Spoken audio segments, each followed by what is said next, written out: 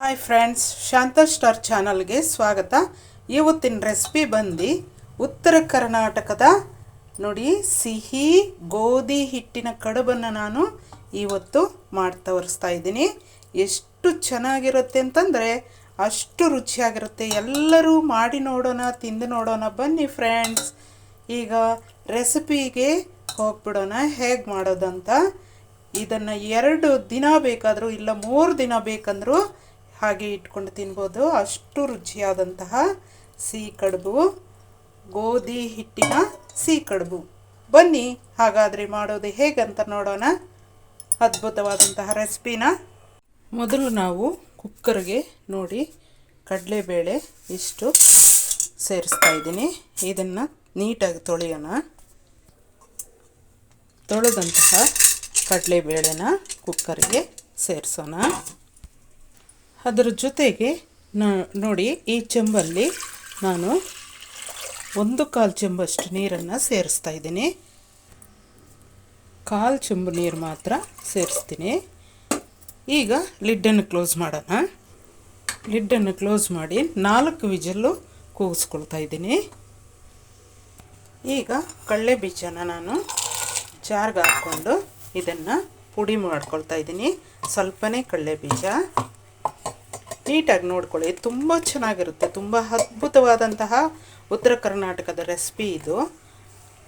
ಸಿಹಿ ಕಡುಬು ತುಂಬ ಚೆನ್ನಾಗಿರುತ್ತೆ. ಗೋಧಿ ಹಿಟ್ಟಿಂದ ತುಂಬಾ ನೈಸ್ ಇರಬಾರ್ದು. ನೋಡಿ ಈ ರೀತಿ ತರತರಿಯಾಗಿ ಇರಬೇಕು. ಕಡಲೆ ಬೀಜದ ಪುಡಿ ಒಂದು ಬೌಲ್ಗೆ ತೆಗೆದುಕೊಳ್ಳೋಣ. ಇದನ್ನು ಒಂದು ಸೈಡ್ಗೆ ಇಟ್ಕೊಳ್ತಾ ಇದ್ದೀನಿ. ಮತ್ತು ಅದೇ ಜಾರಿಗೆ 2 ಏಲಕ್ಕಿ ಕಾಯಿ, ನೋಡಿ 1 ಸ್ಪೂನಷ್ಟು ಗಸಗಸೆ ಮತ್ತು ಸ್ವಲ್ಪ ಕಾಯಿನ ಸೇರಿಸ್ತಾ ಇದ್ದೀನಿ. ಇದನ್ನು ಸ್ವಲ್ಪ ನೀರು ಹಾಕಿ ನಾನು ಮಿಕ್ಸ್ ಮಾಡ್ಕೊಳ್ತೀನಿ. ಮೊದಲು ತರಿಯಾಗಿ ಮಿಕ್ಸ್ ಮಾಡಿಕೊಂಡು ಮತ್ತೆ ನೀರು ಹಾಕಿ ಮಿಕ್ಸ್ ಮಾಡ್ತೀನಿ. ನೋಡಿ ಈ ರೀತಿ ಮಿಕ್ಸ್ ಮಾಡಿಕೊಂಡ ನಂತರ ನಾನು ನೀರನ್ನು ಸ್ವಲ್ಪ ಆ್ಯಡ್ ಮಾಡಿ ಮಿಕ್ಸ್ ಮಾಡ್ಕೊಳ್ತಾ ಇದ್ದೀನಿ. ಈ ಮಿಕ್ಸ್ ಮಾಡ್ಕೊಂಡಿದ್ದನ್ನು ಕೂಡ ನಾನು ಒಂದು ಬೌಲ್ಗೆ ತೆಗೆದುಕೊಳ್ತಾ ಇದ್ದೀನಿ. ಚೆನ್ನಾಗಿ ನೀರು ಹಾಕಿ ಎಲ್ಲ ನೀಟಾಗಿ ಬೌಲ್ಗೆ ಸೇರಿಸ್ಕೊಂಬಿಡ್ತೀನಿ. 4 ವಿಜಲ್ ಆಯಿತು. ಸ್ಟವನ್ನು ಆಫ್ ಮಾಡ್ತಾಯಿದ್ದೀನಿ. ಈಗ ನೋಡಿ ಈ ಬಟ್ಲಲ್ಲಿ ಒಂದಷ್ಟು ಗೋಧಿ ಹಿಟ್ಟನ್ನು ತೆಗೆದುಕೊಂಡಿದ್ದೀನಿ. ಅದರ ಜೊತೆಗೆ ನಾನು ಸ್ವಲ್ಪ ನೋಡಿ ಇಷ್ಟು ಉಪ್ಪನ್ನು ಸೇರಿಸ್ತಾ ಇದ್ದೀನಿ. ಈಗ ನೀರನ್ನು ಸೇರಿಸ್ಕೊಂಡು ಚಪಾತಿ ಹದಕ್ಕೆ ಕಲಿಸ್ಕೊಳ್ಳೋಣ.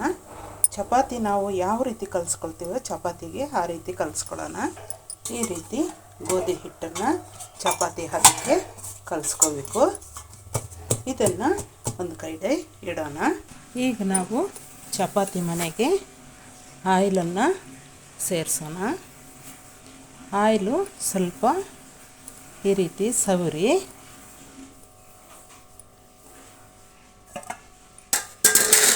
ಹಿಟ್ಟನ್ನು ತೆಗೆದುಕೊಳ್ಳೋಣ. ಹಿಟ್ಟನ್ನು ಸ್ವಲ್ಪ ತೆಗೆದುಕೊಂಡು ಅದನ್ನು ಹಗ್ಲಕ್ಕೆ ಲಟ್ಟಿಸೋಣ.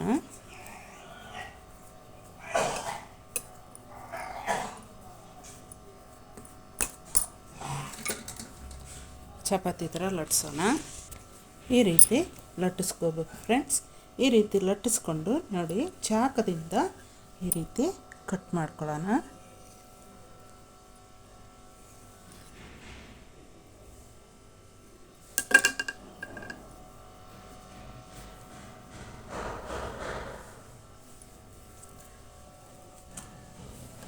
ಈಗ ನೋಡಿ ಈ ರೀತಿ ಟ್ರಯಾಂಗಲ್ ಶೇಪು ಕಟ್ ಮಾಡ್ಕೊಳ್ಳೋಣ.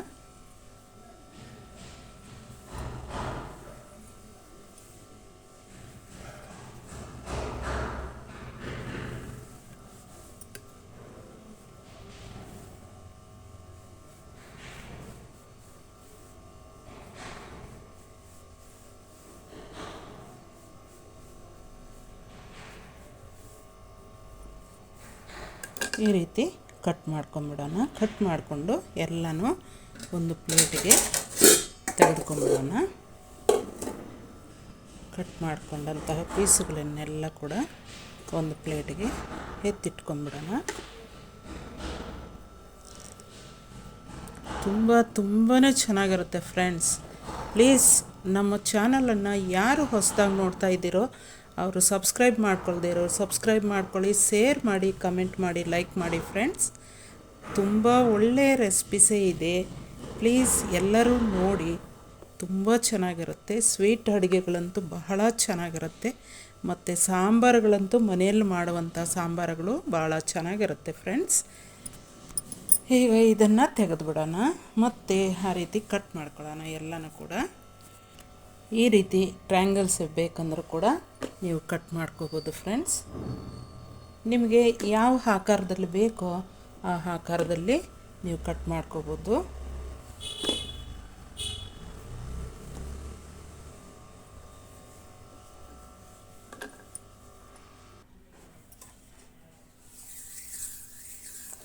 ಎಣ್ಣೆ ಮಾತ್ರ ಮಣೆಗೆ ಸವರಬೇಕು ನೋಡಿ. ಈ ರೀತಿ ನೀವು ಯಾವ ಸೇಫಲ್ಲಿ ಬೇಕಾದರೂ ಕಟ್ ಮಾಡ್ಕೋಬೋದು. ಇಷ್ಟೇ ಮಂದ ಇರಬೇಕು, ತುಂಬಾ ಮಂದ ಇರಬಾರ್ದು. ಈ ರೀತಿ ಸಣ್ಣದಾಗಿ ರೌಂಡ್ ಬೇಕಂದ್ರೂ ಮಾಡ್ಕೋಬೋದು ನೀವು. ಇಲ್ಲ ಈ ರೀತಿ ಟ್ರ್ಯಾಂಗಲ್ ಸೇಪ್ ಬೇಕಂತಂದ್ರೂ ಕೂಡ ಕಟ್ ಮಾಡ್ಕೋಬೋದು. ಈ ರೀತಿ ನೀವು ಎಲ್ಲ ಕಟ್ ಮಾಡಿ ಇಟ್ಕೋಬೇಕು. ಎಣ್ಣೆ ಸವರಿ ಮಣಿಗೆ ಆ ರೀತಿ ಚಪಾತಿ ಥರ ಲಟ್ಟಿಸ್ಕೊಂಡು ಈ ರೀತಿ ಕಟ್ ಮಾಡಿ ಇಟ್ಕೋಬೇಕು ಫ್ರೆಂಡ್ಸ್ ಎಲ್ಲನೂ ಕೂಡ. ಈಗ ನೋಡಿ, ಈ ರೀತಿ ನಿಮ್ಮ ಮನೆಗಳಲ್ಲಿ ಇರುತ್ತೆ, ಈ ರೀತಿ ತೂತಿರುವಂಥದ್ದು ಒಂದು ಬೌಲನ್ನು ತೆಗೆದುಕೋಬೇಕು. ಅದರ ಮೇಲೆ ನೋಡಿ ಈ ರೀತಿ ಮಂದವಾದಂತಹ ಒಂದು ಬಟ್ಟೆನ ಸೇರಿಸೋಣ. ನೋಡಿ 2 ಮರತೆ ಇದು 2 ಮರತೆ ಇದೆ. ಈಗ ಇದ್ರ ಮೇಲೆ ಎಲ್ಲನೂ ಕೂಡ ನಾವು ಜೋಡಿಸೋಣ. ಇನ್ನೂ ಹಗ್ಲ ಈ ಕಡೆ ಬಿಟ್ಟಿದ್ದೀನಿ, ಅದನ್ನು ಮುಚ್ಚಕ್ಕೆ ನೋಡಿ ಈ ರೀತಿ ಎಲ್ಲ ಜೋಡಿಸ್ಕೊಂಡ್ಬಿಡೋಣ. ಆ ಪಾತ್ರೆಗೆ ಎಲ್ಲ ಒಂದೊಂದಾಗಿ ನೀಟಾಗಿ ಜೋಡಿಸ್ಕೊಂಡ್ಬಿಡೋಣ. ನೋಡಿ ಈ ರೀತಿ ಜೋಡಿಸ್ಕೊಂಡು ಈಗ ನಾವು ಬಟ್ಟೆನ ಅದೇ ರೀತಿ ಎಲ್ಲ ನೀಟಾಗಿ ಮಡಚೋಣ. ಈ ರೀತಿ ಮಡಚ್ಕೊಂಡ್ಬಿಡೋಣ ಬಟ್ಟೆನ.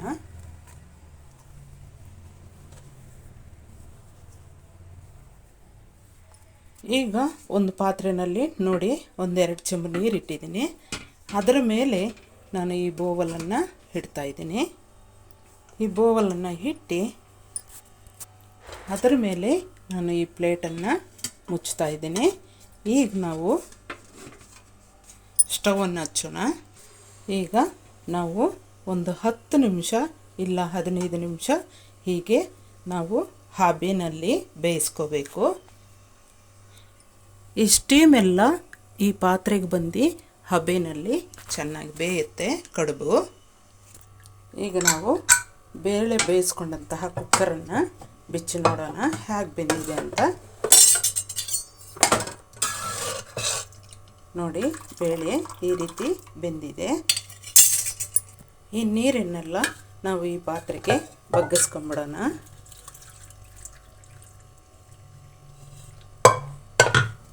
ನೋಡಿ ಈ ಕಡ್ಡಿಯಿಂದ ಮಸಿಯೋ ಕಡ್ಡಿಯಿಂದ ನಾವು ಬೇಳೆನ ಸ್ವಲ್ಪ ಮಸಿಯೋಣ.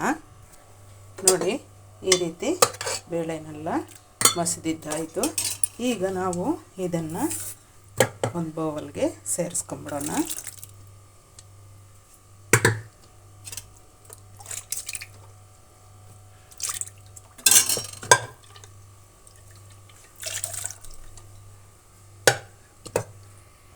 ಈಗ ಆ ನೀರಿನ ಜೊತೆಗೆ ಈ ನೀರನ್ನು ನಾವು ಸೇರಿಸ್ಕೊಳ್ಳೋಣ. ಈಗ ನಾವು ಬೌಲನ್ನು ಸ್ಟವ್ ಮೇಲೆ ಇಟ್ಟು ಕುದಿಸ್ಕೊಳ್ಳೋಣ. ನೋಡಿ ಈ ರೀತಿ ಕುದೀತಾ ಇದ್ದಾಗ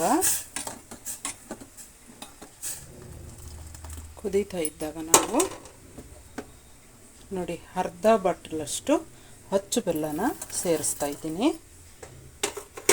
ನೀವು ಸಿಹಿ ತುಂಬ ಬೇಕಂದರೆ ಇನ್ನೂ ಜಾಸ್ತಿ ಸೇರಿಸ್ಕೋಬೋದು, ಆದರೆ ಹೆವಿ ಸಿಹಿ ಅಂತಂದ್ರೂ ಚೆನ್ನಾಗಿರೋದಿಲ್ಲ. ಇಷ್ಟರಲ್ಲೇ ಚೆನ್ನಾಗಿರುತ್ತೆ, ತುಂಬಾ ಚೆನ್ನಾಗಿರುತ್ತೆ ಫ್ರೆಂಡ್ಸ್. ಮಾಡಿ ನೋಡಿ ಒಂದೇ ಒಂದು ಸಲ. ಉತ್ತರ ಕರ್ನಾಟಕದಲ್ಲಿ ಸ್ಪೆಷಲ್ ಅಡುಗೆ ಅಂತಂದರೆ ಈ ಕಡುಬೆ ಫ್ರೆಂಡ್ಸ್. ಬೇಯಲಿ ಚೆನ್ನಾಗಿ, ಬೆಲ್ಲ ಚೆನ್ನಾಗಿ ಕರಗಬೇಕು. ಬೆಲ್ಲ ಎಷ್ಟು ಚೆನ್ನಾಗಿ ಕರಗಿದ್ರೆ ಅಷ್ಟು ಘಮ ಬರುತ್ತೆ. ನೋಡಿ ಈಗ ಘಮ ಅಂತ ಚೆನ್ನಾಗಿ ಬರ್ತಾ ಇದೆ. ಇನ್ನು ಅದಕ್ಕೆ ಸೇರಿಸುವಂಥ ಪದಾರ್ಥಗಳೆಲ್ಲ ಸೇರಿಸಿದ್ರೆ ಒಳ್ಳೆ ಟೇಸ್ಟು, ಒಳ್ಳೆ ಘಮನೂ ಬರುತ್ತೆ ಫ್ರೆಂಡ್ಸ್. ನೋಡೋಣ ಇದು ಹಬೆ ಯಾವ ರೀತಿಗೆ ಬಂದಿದೆ ಅಂತ ನೋಡಿ. ಹಬೆ ಬೇಯಲಿ, ಇನ್ನೂ ಬೇಯಬೇಕು ಚೆನ್ನಾಗಿ. ಒಂದು 15 ನಿಮಿಷ ಬೆಂದರೆ ಚೆನ್ನಾಗಿ ಅದು ತುಂಬ ಟೇಸ್ಟಾಗಿರುತ್ತೆ ಕಡುಬು. ಈಗ ಬೆಲ್ಲ ಕರಗಿದ ಮೇಲೆ ಗಸಗಸೆ, ಕಾಯಿ, ಹಾಲು ಎಲ್ಲ ಸೇರಿಸೋಣ. ಇದನ್ನು ಕೂಡ ಕುದೀಲಿ. ಏಲಕ್ಕಿಕಾಯಿ, ಕಾಯಿ ಚೂರು ಎಲ್ಲ, ಕಾಯಿ ಹಾಲು ತುಂಬ ಅದ್ಭುತವಾದಂತಹ ಟೇಸ್ಟ್ ಕೊಡುವಂಥದ್ದು ಕಾಯಿ ಹಾಲು. ಬೇಯಲಿ. ಈಗ ಇದರ ಜೊತೆಗೆ ನೋಡಿ ಒಂದಿಷ್ಟು ಕಲ್ಲುಪ್ಪನ್ನು ಸೇರಿಸ್ತಾ ಇದ್ದೀನಿ. ನೋಡಿ, ಯಾವುದೇ ಸಿಹಿ ಪದಾರ್ಥ ಆಗಲಿ, ಖಾರದ ಪದಾರ್ಥ ಆಗಲಿ, ಉಪ್ಪು ಇಲ್ಲದೆ ಯಾವುದೇ ರುಚಿ ಇರೋದಿಲ್ಲ, ಆಯಿತಾ. ಅದರಿಂದಾಗಿ ಸ್ವಲ್ಪ ಸೇರಿಸಿದರೆ ಅದರ ರುಚಿನೇ ಬೇರೆ ಫ್ರೆಂಡ್ಸ್.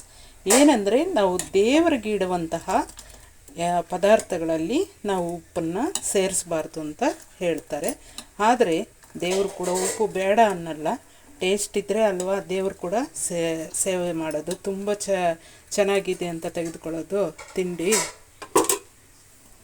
ಕುದೀಲಿ ಇವಾಗ. ಆದರೆ ಕಜ್ಜಾಯ ಮಾಡುವಾಗ ಮಾತ್ರ ನಾವು ದೇವ್ರಿಗಿಡುವಂಥ ಕಜ್ಜಾಯ ಪಾಕದಲ್ಲಿಕ್ಕೆ ಉಪ್ಪೇ ಸೇರಿಸಲ್ಲ. ಚೆನ್ನಾಗಿ ಕುದಿಸಿದ್ದಾಯಿತು.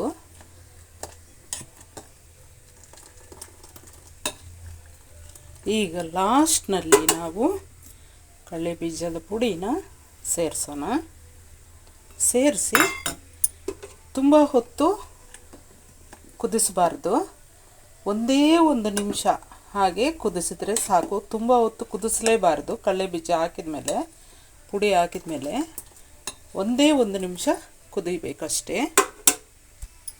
ಆಯಿತು, ಸ್ಟವನ್ನು ಆಫ್ ಮಾಡ್ತಾಯಿದ್ದೀನಿ.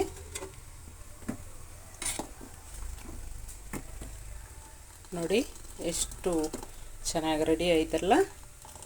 ಪಾಯಸದ ಥರ ತುಂಬ ಚೆನ್ನಾಗಿ ರೆಡಿ ಆಯಿತು. ಅದು ಒಂದು ಸ್ವಲ್ಪ ಹಾರಲಿ. ಬೆಂದಿದೆಯೇನೋ ನೋಡೋಣ. ನೋಡಿ, ಹಬೆಯಲ್ಲಿ ಇಷ್ಟು ಚೆನ್ನಾಗಿ ಬೇಯುತ್ತಲ್ವ. ನೋಡಿ ಈ ರೀತಿ ಆಗಿಬಿಡುತ್ತೆ. ನೋಡಿ ಬೆಂದಿರೋದು ಎಷ್ಟು ಚೆನ್ನಾಗಿ ಬೆಂದಿದೆ. ಆಯಿತು, ಇನ್ನೇನು 1-2 ನಿಮಿಷದಲ್ಲಿ ಚೆನ್ನಾಗಿ ಬೆಂದೋಗುತ್ತೆ. ಇನ್ನು 2 ನಿಮಿಷ ಇದ್ದರೆ ಸಾಕು. ಈಗ ಆಯಿತು, ಸ್ಟವನ್ನು ಆಫ್ ಮಾಡ್ತಾಯಿದ್ದೀನಿ. ಸ್ವಲ್ಪ ಹಬೆಯಲ್ಲಿ ಹಾಗೆ 1-2 ನಿಮಿಷ ಇರಲಿ. ಸ್ಟವ್ ಆಫ್ ಮಾಡಿದ್ದೀನಿ, ಆದರೂ 2 ನಿಮಿಷ ಇಟ್ಟರೆ ಅದು ನೀಟಾಗಿ ಹಬೆಯಲ್ಲಿ ಚೆನ್ನಾಗಿ ಬೆಂದೋಗುತ್ತೆ.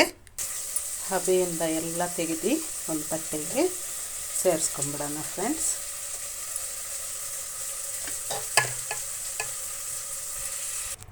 ನೋಡಿ ಫ್ರೆಂಡ್ಸ್, ಎಲ್ಲ ಈ ರೀತಿ ಬೆಂದೋಗಿದೆ, ಚೆನ್ನಾಗಿ ಬೆಂದಿದೆ.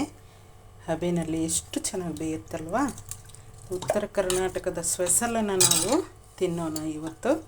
ತುಂಬಾ ಟೇಸ್ಟಾಗಿರುತ್ತೆ.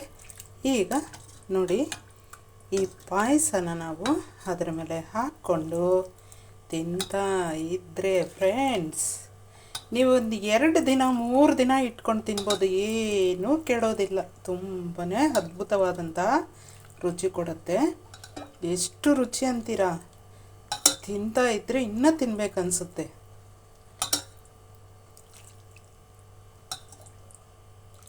ಸೂಪರಾಗಿದೆಯಲ್ಲ friends. Thank you very much. ಈಗ ಇದನ್ನು ನಾವು ಇನ್ನೂ ಬೇಕಂದರೆ ತಟ್ಟೆಗೆ ಹಾಕ್ಕೊಂಡು ಪಾಯಸನ ತಿನ್ಬೋದು ಫ್ರೆಂಡ್ಸ್.